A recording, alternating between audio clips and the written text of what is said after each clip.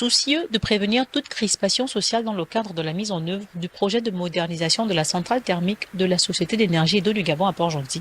le ministre de l'Accès universel à l'eau et à l'énergie a insisté auprès de la SEG sur la nécessité d'une communication responsable, efficace et maîtrisée.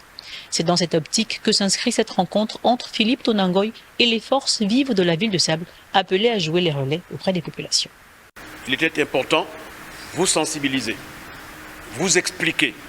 solliciter votre compréhension et surtout solliciter les relais que vous allez être amenés à faire dans chacune de nos entreprises, dans chacun de nos foyers, dans chacune de nos résidences, dans chacun de nos services et dans chacun de nos quartiers pour les notables qui sont là. Au terme d'un exposé détaillé du projet, suivi d'une phase interactive qui a permis aux uns et aux autres de lever toutes les zones d'ombre éventuelles, opérateurs économiques, organisations de la société civile et notabilités ont pleinement appréhendé aussi bien l'envergure que les enjeux sociaux et économiques de ce projet, inscrit parmi les priorités des 100 jours du gouvernement.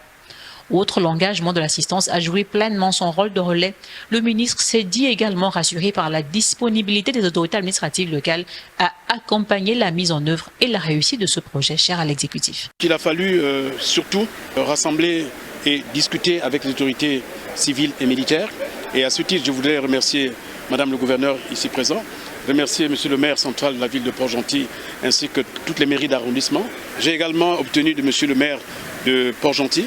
que tous les maires d'arrondissement feront un tour toutes les 3 semaines